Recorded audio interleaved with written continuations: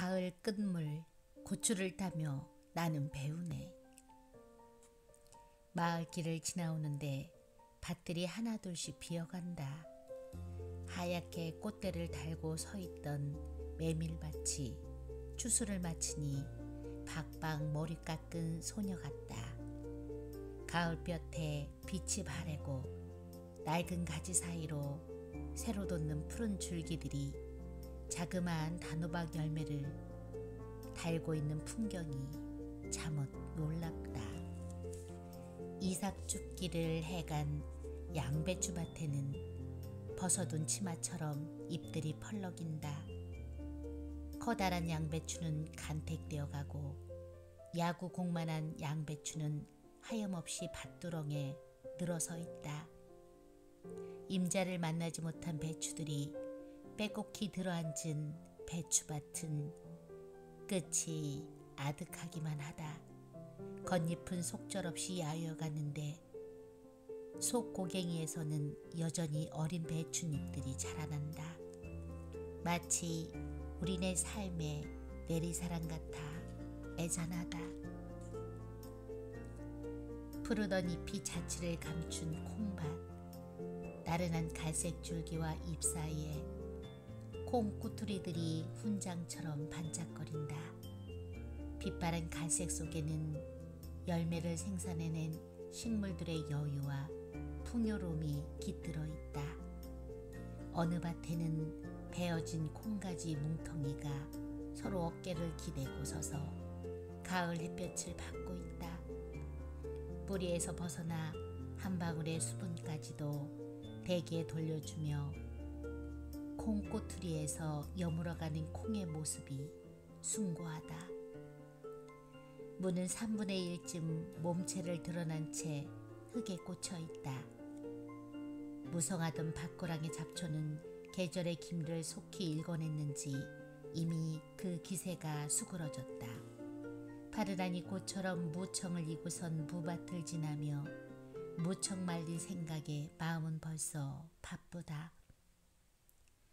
마을 노인들은 가을비가 내리고 하늘에 훌렁 벗겨지던 된소리가 온다고 했다. 아직 된소리는 내리지 않은 고추밭이 푸르다. 꽃을 피어 올리는 고추줄기도 수두룩하다. 붉은 고추에서 끝물 고추, 풋고추부터 어린 고추, 꽃가지까지 함께 달고 서 있으니 고추나무는 사람으로 치면 몇 대가 더불어 사는 대가족인 셈이다. 가을 들판을 돌아다니다 식물에게 저마다 이름을 붙여준다. 뜻이 있는 곳에 길이 있는 식물, 하늘은 스스로 돕는 식물을 돕는 식물, 운명아 비켜라 내가 가는 식물, 사랑은 배신을 통해 완성되는 식물, 하나하나 이름을 불러준다. 내가 풀인 듯 풀이 나인 듯 경계가 허물어진다. 가을이 성큼성큼 움직인다. 오늘 내일 날씨가 어떠할지 자꾸 하늘을 바라본다. 바람소리에 귀를 기울여보고 밤이면 달무리가 지는지 달을 들여다본다. 가을 끝, 겨울 문턱을 며칠 서성거리며 게으름을 피우는데 끝물 고추를 따가라는 새나들이 수완이 할머니 전화를 받았다. 설피밭에 살면서 된서리가 내리기 전 고추를 거두어 겨울나기 반찬 만드는 걸 내겐 김장과 더불어 연례 행사가 되었다. 요 며칠 고도가 높은 이 동네 강선리와 설피밭에는 이미 된서리가 내려 고추도 피망도 뜨거운 물에 삶아놓은 양 얼음을 먹고 빛깔이 바랬지만 아랫동네 새나리들의 고추밭은 여태껏 푸르고 싱싱하다. 고추 따러 집을 나서는 길 며칠 사이 물들기 시작한 단풍이 곱다. 먼 산으로도 산빛이 불그레하게 익어간다. 계곡물이 돌아나가는 여울목에는 나뭇잎들이 꽃처럼 피어나고 있다. 고추밭의 당도에서 마음에 드는 고추를 골라 자루에 담는다. 하나씩 따는 고추다 보니 자루는 영 채워지는 기미가 없다. 그러나 일 욕심에 허덕대던 지지난 가을, 고생의 기억이 지금도 선연한지라 나는 그 욕심 꾸러미를 밭고랑 저만치에 던져놓는다. 올가을 이것이 마지막 고추겠지. 많이 해놓으면 누구라도 먹게 되겠지. 지금이 아니면 안 된다는 명분을 붙여 미친 듯이 고추를 쓸어 담아 오던 시절도 있었다. 잎과 줄기를 그리고 뭉텅이로 담은 몇 자루나 되는 고추를 짊어지고 와서 며칠 밤낮을 고추나무와 씨름하던 기억은 부끄럽기만 하다. 1000명이 먹어도 좋을 만큼의 고추 장아찌 담그기, 누가 시키지도 않은 그 일을 하면서 몇 날 며칠 자신을 볶아대던 시간을 지금도 참회한다. 습관처럼 욕심이 일면 아서라 말거라 마음을 말려가며 정해둔 오나절 동안 찬찬히 고추를 땄다. 하룻밤을 그냥 재우면 이틀 밤도 사흘 밤도 재울 것이 분명한지라. 집으로 돌아오자마자 고추의 뾰족한 아랫부분은 바늘로 찔러 항아리에 담고 식초물을 부었다. 곧 노랗게 고추가 삭으면 식초물을 따라내고 간장을 부을 테고 간장물이 든 고추는 설피밭에 긴 겨울 동안 입맛 돋우는 멋진 반찬이 되어주리라. 동치미에 넣을 만큼 양을 가늠한 고추는 역시 바늘로 침을 놓아 삼삼한 소금물을 부었다. 동치미 역시 겨울 반찬의 진수. 삭힌 고추가 들어간 동치미 국물을 즐기는 것을 나는 산골 생활의 사치 가운데 하나로 꼽는다. 먹을 만하게 연한 줄기를 매단 고춧잎은 엷은 소금물에 삶아 햇볕에 널어 말렸다. 말린 고춧잎은 삶아 나물을 하거나 무말랭이와 함께 불려 무칠 것이다. 또 고추장아찌를 고추장에 버무릴 때 말린 고춧잎을 넣어 먹으니 잎과 열매의 상봉에 덩달아 기분이 좋고 잎사귀 씹는 맛이 제법 신선하다. 고추 일부는 반을 갈라 씨를 털어내고 물에 두어 시간 담가 매운맛을 우렸다. 소쿠리에 건져낸 고추를 물기 있는 채로 밀가루에 묻혀 찜솥에 쪄 역시 햇볕에 말려두었다. 눈이 내리거나 날이 굳어 입이 궁금한 날, 후라이팬에 기름을 두르고 팬을 경사지게 한 후 한 개씩 재빠르게 튀겨낸 설탕으로 뿌린다. 튀겨낸 고추를 물엿과 끓인 간장에 강정처럼 버무려낸 이 똑부러지는 반찬은 곰배령 산장 이인수님께 전수받았다.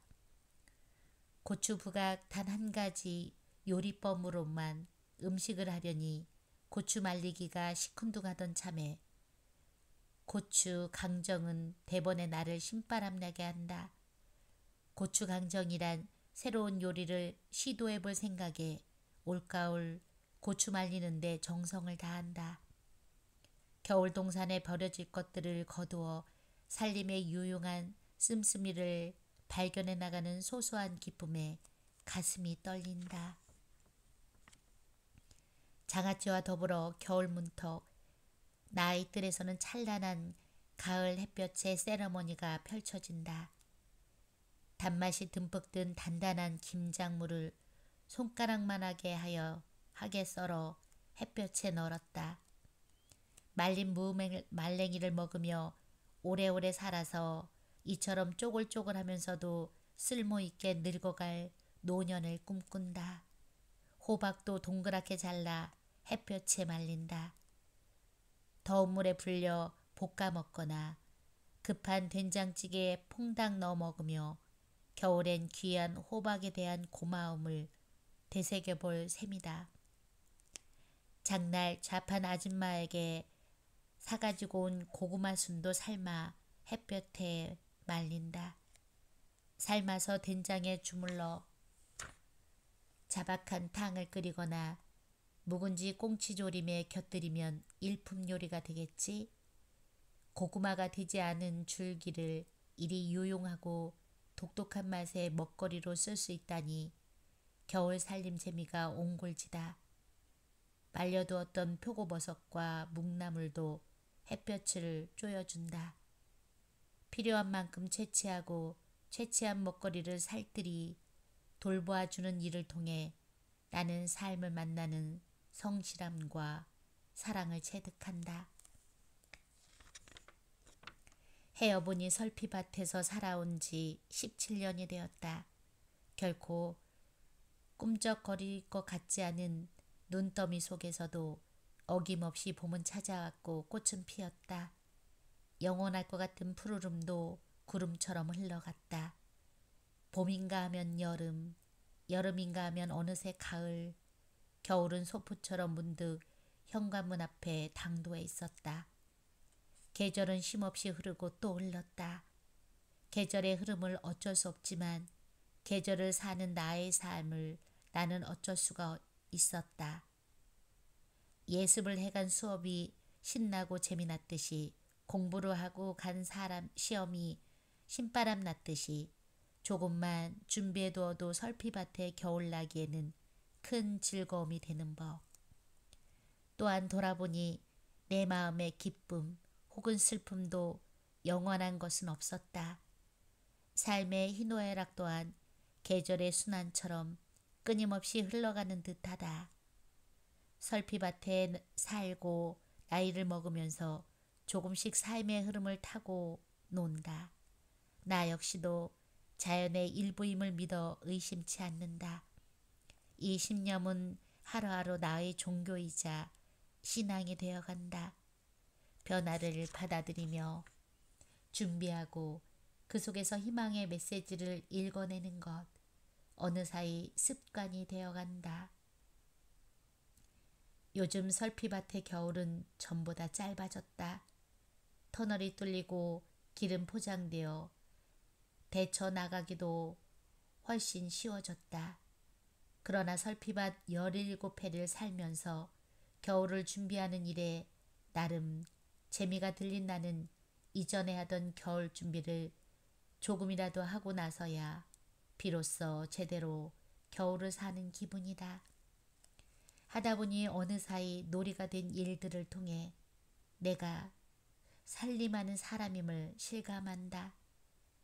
고추 장아찌가 그렇고 무말랭이가 그렇다. 나무를 말려두는 일이 그렇고 버섯이나 나무 열매를 말려두는 일이 내겐 그렇다.